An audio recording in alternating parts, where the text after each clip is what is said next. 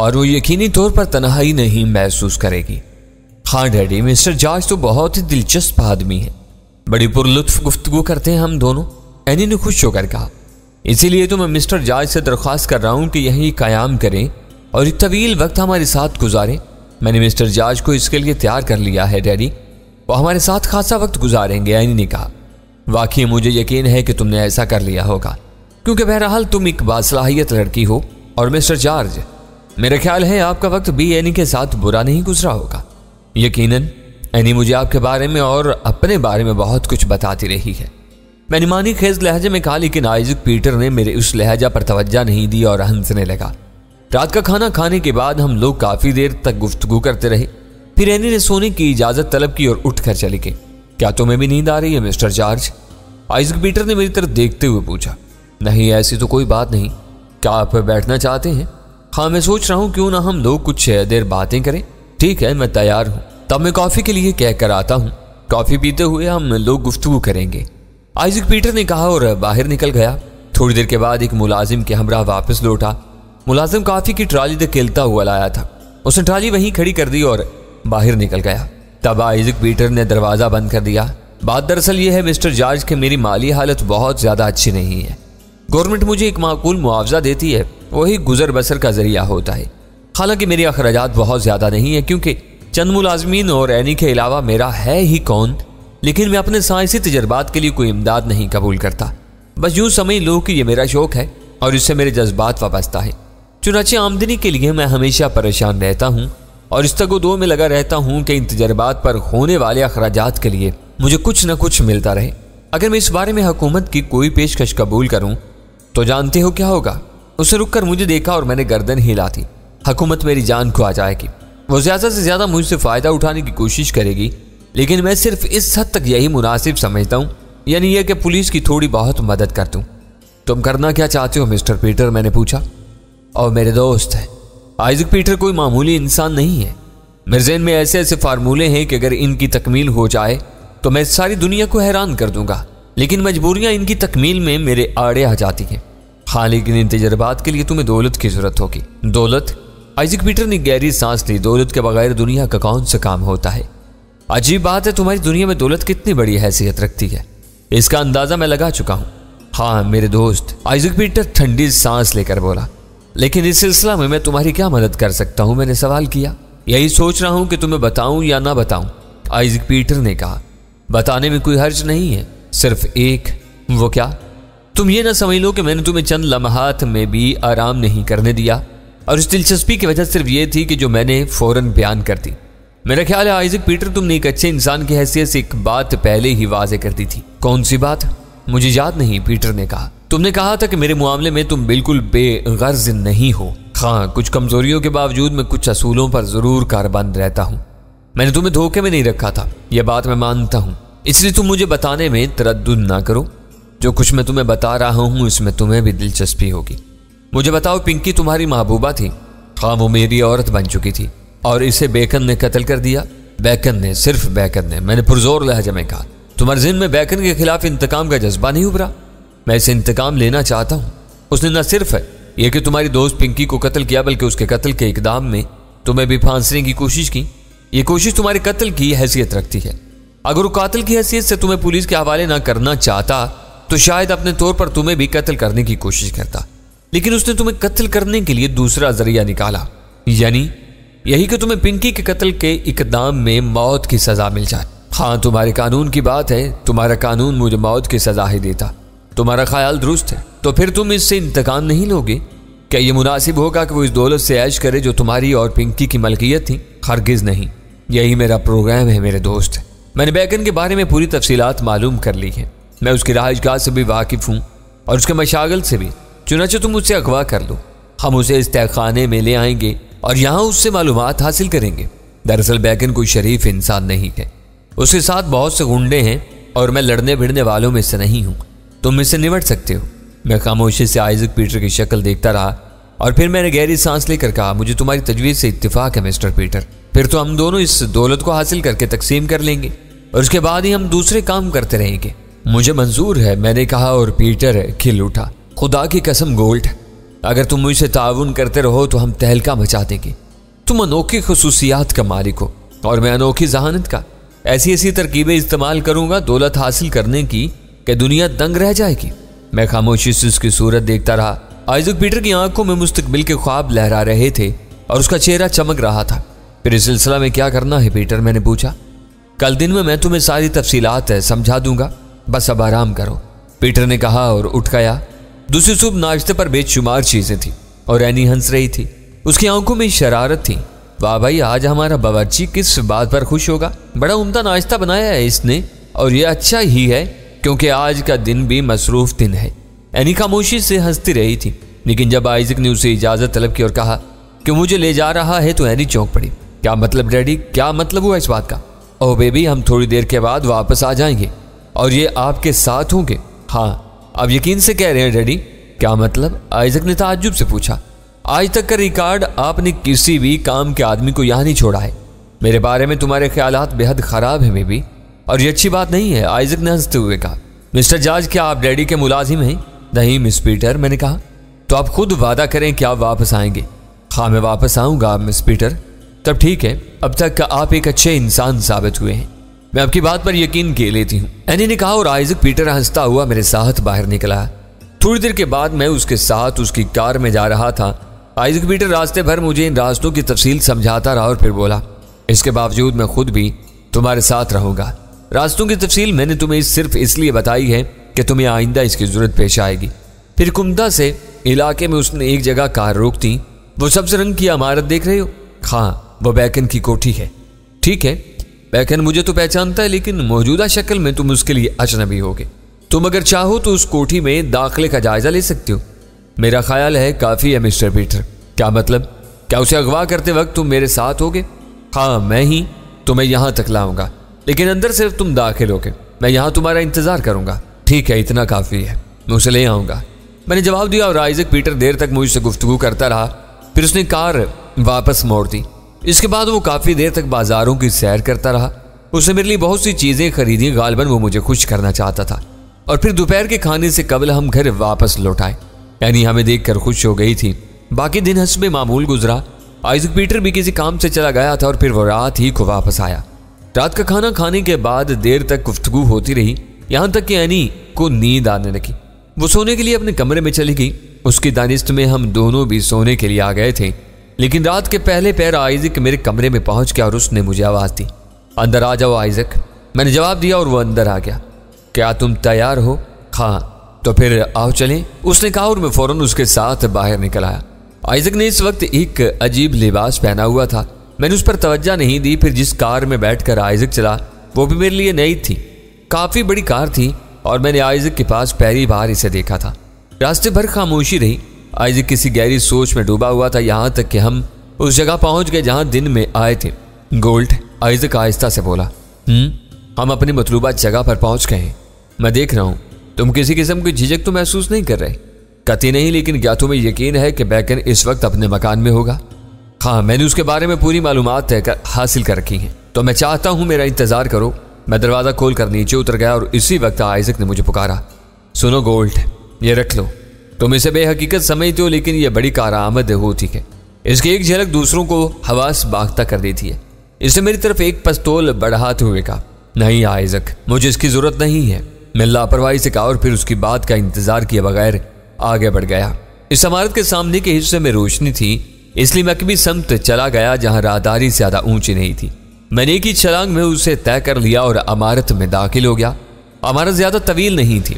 मैंने आसानी से बैकन का कमरा तलाश कर लिया। एक बड़े बिस्तर पर सुर्ख कंबल में बैकन मौजूद था। वो शायद जाग रहा था और तनहा नहीं था। बिस्तर पर कोई और भी उसके साथ मौजूद था। मैंने बैकन की ख्वाबगाह के दरवाजे को धक्का दिया और महसूस किया कि दरवाजा बंद है। तब मैंने एक लात दरवाजे पर रसीद की और दरवाजा उखड़कर अंदर जा गिरा। बैकन की जो हालत हो सकती थी वही हुई। वो ये भूल कर मसहरी से नीचे कूद पड़ा कि वो बेलिबास है और उसके साथ ही चीखने वाली लड़की थी। बैकन की बनिस्बत लड़की नौजवान थी और काफी खूबसूरत। दोनों ने मुझे हैरत से देखा और बैकन ने झपट कर अपने बिस्तर से पिस्तौल उठा लिया। मैंने तारुज नहीं किया। लड़की ने जल्दी से बिस्तर की चादर खींचकर अपना बदन छुपा लिया था। अलबत्ता बैकन शायद खौफ की हालत में अपनी बरहनगी भूल गया था। कौन हो तुम? मेरे साथ चलो बैकन, मैंने कहा। कहाँ? जहां मैं ले जाऊं। तुम हो कौन? बैकन धाड़ा। तुम्हें ले जाने वाला, जो कोई भी हो, इस तरह घुसाने की सजा मेरी निगाहों में मौत है। बैकन शदीद गुस्से के आलम में बोला और फिर उसने 2 धमाके किए। पिस्तौल से निकलने वाली गोलियां मेरे बदन से टकराई, लेकिन इनका नतीजा क्या निकलता। लड़की फिर चीख पड़ी। बैकन की आंखें भी हैरत से खुली रह गई। उसने पिस्तौल को देखा और फिर 2 धमाके किए, लेकिन इसका नतीजा भी कुछ ना निकला। बस अब इसे फेंक दो और मेरे साथ चलो, मैंने कहा। और इस वक्त किसी ने अकब से मुझ पर हमला कर दिया। 2 आदमी थे जिन्होंने पूरी कुव्वत से मेरे शाने और सर पर लकड़ी के एक हथियार से हमला किया था, लेकिन इनकी लकड़ियां तड़ाक से टूट गईं। मैंने दोनों की गर्दनें पकड़ ली और फिर इनके सर पूरी कुव्वत से टकराए। अब मुझे क्या मालूम था कि इन सरों में कोई जान ही नहीं है और वो अखरोट की तरह फट जाएंगे। इन दोनों की चीखें भी ना निकल सकी। बैकन ने इन दोनों का हश्र देखा और फिर लड़की को संभालने लगा, जो चकरा कर बेहोश हो गई थी। आओ बैकन, मैंने पुरस्कून लहजे में कहा। तो मैं इंसान नहीं हूं, मैं नहीं जाऊंगा। बैकन ने एक दरवाजे की तरफ छलांग लगा दी, लेकिन मैं उसके पीछे दौड़ा और दरवाजे तक पहुंचने से कबल ही मैंने उसे दबोच लिया। बैकन कराह कर रह गया। फिर मैंने उसके सर पर हाथ मारा और बैकन मेरे हाथों में झूल गया। मैंने जब उसे बेहोश महसूस किया तो उठाकर कंधे पर डाल दिया और फिर उसी रास्ते से मैं वापस आ गया। आइजक बेचैन होकर टहलने लगा था। मुझे देखकर वो मेरी तरफ दौड़ आया और फिर मेरी बगल में बैकन को देखकर चौंक पड़ा। मेरे दोस्त, तुम तो किसी चूहे की मानी जिसे पकड़ लाए, उसने खुशी से भरपूर लहजे में कहा। मैंने कोई जवाब नहीं दिया और आइजक की मदद से बेहोश बैकन को उस गाड़ी के अगले हिस्से में लिटा दिया। आइजक पीटर ने फुर्ती से दरवाजा बंद कर दिया और फिर हम दोनों कार में बैठ गए और कार चल पड़ी। रास्ते में आइजक ने पूछा, इस चलाने में कोई दिक्कत तो नहीं हुई? भला दिक्कत क्या होती, मैंने जवाब दिया। मेरा मतलब है कोई और तो नहीं था वहां पर? हाँ, कौन था? आइजक पीटर ने सवाल किया। एक लड़की थी जिसे मैंने बेहोश कर दिया था। उसके साथ ही 2 आदमी और आए थे, लेकिन उनके सर इतने कमजोर निकले कि जब मैंने उन्हें आपस में टकराया तो उनके भेजे बाहर निकल पड़े। मैंने जवाब दिया और आइजक उछल पड़ा। यानी वो मर गए? हाँ। कितने आदमी थे वो? 2 आदमी थे। फिर? बस पीछे से आकर उन्होंने मुझे मारने की कोशिश की थी। उन्होंने पूरी कुव्वत से अपने हाथों में पकड़े हुए डंडे मेरे सर और शानों पर मारे थे, लेकिन इन्हें बड़ी मायूसी हुई और जब मैंने इनकी गर्दनें पकड़कर आपस में टकराई तो मेरा ख्याल था कि वो सिर्फ बेहोश हो जाएंगे, लेकिन उनके सर फटाक से फट गए। ओह! आइजक पीटर की आंखें किसी कदर खौफ से फैल गई थी। और वो लड़की? चंद साथ के बाद उसने पूछा। वो इन दोनों को मरते देख कर ही बेहोश हो गई थी, मैंने जवाब दिया। गोया इसने तुम्हें देख लिया है? उसने सवाल किया।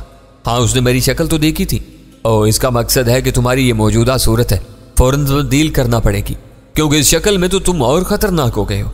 ये सब तुम्हारा काम है, मैंने तुम्हारी मर्जी के मुताबिक ही सब कुछ किया है। आइजक पीटर घर पहुंचने तक खामोशी रही और इसके बाद आइजक पीटर खामोशी से कार को अंदर ले गया। चंद साथ इधर उधर का जायजा लेता रहा। उसको यह खतरा था कि कहीं एनी जाग न उठी हो, लेकिन ऐसी कोई बात महसूस न हुई। तब उसने मेरी मदद से बेहोश बैकन को निकाला और मैंने उसे कंधे पर लाद लिया। इसके बाद हम उस कमरे की तरफ बढ़ गए थे जिससे नीचे उतरकर तहखाने का रास्ता था। तहखाने में पहुंचकर आइजक पीटर ने बैकन को बिस्तर पर डाल दिया और उसके बाद उसे बैकन के दोनों हाथ पांव पुश्त पर बांध दिए। बैकन बदस्तूर बेहोश था। उसके बाद आइजक ने मेरी जानिब देखा और बोला, मेरा ख्याल है आज की रात बैकन को आराम करने दिया जाए, कल हम इनसे गुफ्तगू करेंगे। दूसरी सुबह नाश्ते की मेज पर कोई तब्दीली नहीं थी। एनी खुश नजर आ रही थी। तुम्हारे दोस्त जेनी आजकल कहाँ है एनी? नाश्ते के दौरान आइजक ने पूछा। वो मुझे नहीं मालूम डैडी, मैंने सुना है वो सख्त बीमार है।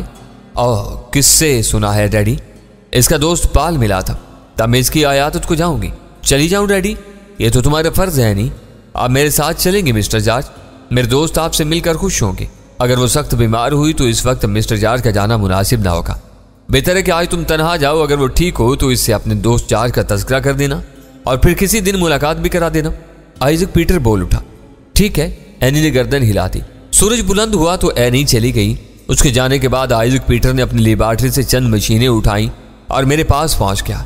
अब आप जरा अपने दोस्त की मजाज फुर्सी करें, उसने कहा और मैंने गर्दन हिला दी और फिर जैसे आइजक को कुछ ख्याल आ गया। लेकिन ठहरो, मैं पहले तुम्हारी असली हालत ले आऊं ताकि वो तुम्हें पहचान ले, उसने कहा। मैंने उसकी किसी बात से इख्तलाफ नहीं किया और आइजक पीटर अपनी हैरत अंगेज इजाद के जरिए मुझे असल हालत में ले आया। उसके बाद हम दोनों चल पड़े। रास्ते में आइजक मुझे हदायत देता जा रहा था। आइजक पीटर बाहर ही रुकाया था और प्रोग्राम के मुताबिक मैं अंदर दाखिल हो गया, लेकिन बैकन की पोजीशन में तब्दीली आ गई थी। इस वक्त उसका रुख दूसरी जानिब था। उसके हाथ और पांव उसी तरह बंधे हुए थे और बिस्तर बुरी तरह शिकन आलूद था, जिसका मतलब था कि उसने आज़ाद होने के लिए सख्त जिद्दोजहद की है। मेरे कदमों की चाप पर उसके बदन को जुम्बिश होने लगी लेकिन वो कोशिश के बावजूद अपना रुख तब्दील नहीं कर सका। मैं उसके करीब पहुंचा और फिर मैंने पहले उसके हाथ और बाद में पांव खोल दिए। हाथ पांव खुलते ही बैकन किसी सांप के मानित पलटा था। उसकी आंखों में खूनखार चमक थी, लेकिन मुझे देखकर उसका मुंह हैरत से खुल गया। उसे जैसे अपनी आंखों पर यकीन नहीं आ रहा था। जिस वहशियाना अंदाज में वो पलटा था वो एकदम खत्म हो गया था। उसने मुतय्यराना अंदाज में पलकें झपकाई और बोला, तुम? और मेरे होंठों पर मुस्कुराहट फैल गई। हाँ बैकन, मेरा ख्याल है तुम मुझे पहचान गए होगे। भला तुम भी ना पहचानने की चीज हो, लेकिन मैं ये नहीं जानता कि मुझे यहां लाने वाले तुम होगे। अब जान लिया होगा बैकन अच्छी तरह, लेकिन तुम खुद को क्या समझते हो? मैं नहीं जानता कि तुम पुलिस के चुंगल से किस तरह आजाद हुए, लेकिन तुम बैकन से टक्कर नहीं ले सकते। बिलाशुबा तुम जिस्मानी तौर पर ताकतवर हो, लेकिन बैकन को नुकसान पहुंचाने का मतलब ये है कि तुम्हें हर कीमत पर जिल्लत की जिंदगी नसीब होगी और इसी हालत में तुम मर जाओगे। मेरी दिली ख्वाहिश है बैकन कि मैं जिल्लत की जिंदगी और मौत का मजा चखूं, लेकिन ये सब तो बाद की बातें हैं। मैंने तुम्हें जिस मकसद के लिए बुलाया है वो कुछ और है। बकवास मत करो, मुझे जहां से लाए हो वहीं छोड़ाओ, वरना तुम्हारे हक में बहुत बुरा होगा। बड़ी अजीब सी बात है बैकन, तुम्हारी दुनिया के लोग हकीकत पसंद नहीं होते। तुम मेरी जिस्मानी कुव्वतों का एतराफ भी कर रहे हो, मेरे चुंगल में भी हो और जानते हो कि मेरी मर्जी के बगैर इस जगह से बाहर कदम नहीं निकाल सकते। इसके बावजूद तुम मुझे धमकियां दे रहे हो और कह रहे हो कि अगर मैंने तुम्हें ना छोड़ा तो मुझे नुकसान पहुंचेगा। हाँ मेरे दोस्त, बैकन किसी वजह से ही ये बात कह रहा है। तो ठीक है बैकन, मैं नुकसान उठाना चाहता हूं, लेकिन इस नुकसान के उठाने से पहले मैं तुम्हें हुक्म देता हूं कि मुझे पिंकी की दौलत के बारे में बताओ जो तुमने उसे कत्ल करके हासिल की थी। क्या बकवास है, मैंने पिंकी को कत्ल ही नहीं किया। यह तो तुमने पुलिस से कहा था। यहाँ मैं हूं और मैं ये बात अच्छी तरह जानता हूं। पिंकी को कत्ल करने वाले तुम हो, सिर्फ तुम, और तुम उसकी दौलत तो उड़ा लाए हो। ठीक है, तुम अगर जानते हो तो कभी यह बात साबित नहीं कर सकोगे, बैकन ने कहा। साबित करना भी नहीं चाहता, और मेरा ख्याल है मेरे दोस्त कि तुम भी अपना वक्त और अल्फाज ज़ाया कर रहे हो। बेहतर यह है कि मुझे उस दौलत के बारे में बता दो। तुम मालूम करने की कोशिश करो, इस खसूसियत को इस्तेमाल करो जिस पर तुम नाज़ा हो। मैं देखता हूं कि तुम बैकन की जुबान खोलने में किस तरह कामयाब होते हो। ओह ये बात है बैकन? हाँ बिल्कुल यही बात है। अब मैं अपनी जुबान बंद कर रहा हूं। इसके बाद इस जुबान से उस वक्त तक एक लफ्ज़ नहीं निकलेगा जब तक कि तुम मुझे यहां से बाहर नहीं निकाल दोगे। हाँ ये मुमकिन है, यहां से बाहर निकलने के बाद मैं तुम्हें इस दौलत के बारे में कुछ बता दूं या इसका एक छोटा सा हिस्सा तुम्हारे हवाले कर दूं। यह सिर्फ मेरी मेहरबानी होगी, क्योंकि मैं नहीं चाहता कि तुम बिल्कुल बेसहारा फिरते रहो। वाह बैकन मेरे दोस्त, कम अज कम तुम्हारे अंदर इतनी इंसानियत तो है कि तुमने मेरे बेसहारा होने के बारे में सोचा। लेकिन बहरसूरत दौलत पिंकी की है और पिंकी के बाद वो मेरी अमानत है और मुझे मिल जानी चाहिए, वरना। मैंने कहा और बैकन के होठों पर तंजिया मुस्कुराहट फैल गई। वो जुबान बंद करने का फैसला कर चुका था और शायद अब नहीं बोलना चाहता था। फिर उसने मुस्कुराते हुए हकारत से मेरी जानिब देखा और फिर दूसरी तरफ मुंह कर लिया। इससे कबल कि मैं कोई और हरकत करता दफातन आइजक पीटर अंदर दाखिल हुआ। उसने अपने हाथों में वही मशीन उठाई हुई थी जिसके बारे में उसने कहा था कि वो बैकन की जुबान खुलवाने के काम आएगी। तब उसने मशीन एक स्टैंड पर रख दी, लेकिन बैकन पर एक बार फिर हैरत का दौरा पड़ा था। और मिस्टर पीटर आप? उसने परेशान लहजा में कहा। हाँ डियर बैकन, तुम मुझे पहचान गए? पीटर ने मुस्कुराते हुए कहा। आप जैसी मारूफ हस्ती को कौन नहीं पहचानेगा मिस्टर पीटर, लेकिन आप यहाँ कैसे आए? क्या इस शख्स को आप जानते हैं जो एक मुजरिम है? आपने देखा कि यह शख्स मुझे किस तरह यहाँ लेकर आया है और मुझ पर तशद्दुद करना चाहता है, कुछ फजूल बातों का सहारा लेकर। कहा यह शख्स बड़ा अजीब है मिस्टर बैकन। मेरे यहाँ अभी आया था और कहने लगा कि यह मुजरिम नहीं है, बल्कि मिस्टर बैकन ने उसे फांसने की भरपूर कोशिश की है। पहले तो मैंने इसकी बात पर यकीन नहीं किया, लेकिन बिलाखिर इसने कुछ ऐसे सबूत दिए जिनसे मुझे यकीन आ गया। तब मैंने इसकी मदद करने का फैसला कर लिया। आपने इस शख्स की मदद करने का वादा किया है, लेकिन ये तो पुलिस की कैद से भागा हुआ आदमी है। भाई देखो बैकन, आदमी कोई भी हो, अगर वह मदद के काबिल है तो उसकी मदद करनी चाहिए। तुम पिंकी की दौलत के बारे में बता क्यों नहीं देते? आइजक पीटर ने नरमी से कहा और बैकन ताज्जुब से उसकी शक्ल देखने लगा। इसका मतलब है मिस्टर पीटर कि आप भी उस शख्स के फरेब में आ गए? बैकन ने बुड़बुड़ाते हुए कहा। हाँ मिस्टर बैकन, कुछ ऐसी बात है, मुझे ये शख्स कुछ अच्छा मालूम हुआ है और अब मेरी ख्वाहिश है कि तुम पिंकी की दौलत के बारे में बता दो, ताकि ये वो दौलत हासिल करके अपना आगे का सफर जारी कर सके। बिला वजह बेचारा एक स्याह किस्म का आदमी है, हमें इसे तंग नहीं करना चाहिए। आप पागल हो गए मिस्टर पीटर, मैं किसी दौलत के बारे में नहीं जानता और अब तो मैं सोचने पर मजबूर हो गया हूं कि शायद इसने आपको भी दौलत का लालच दिया है, इसलिए आप इसकी मदद करने पर आमादा हो गए। बात तो कुछ ऐसी ही है डियर बैकन, और दौलत किसके लिए दिलकश नहीं होती? सो मेरे लिए भी है।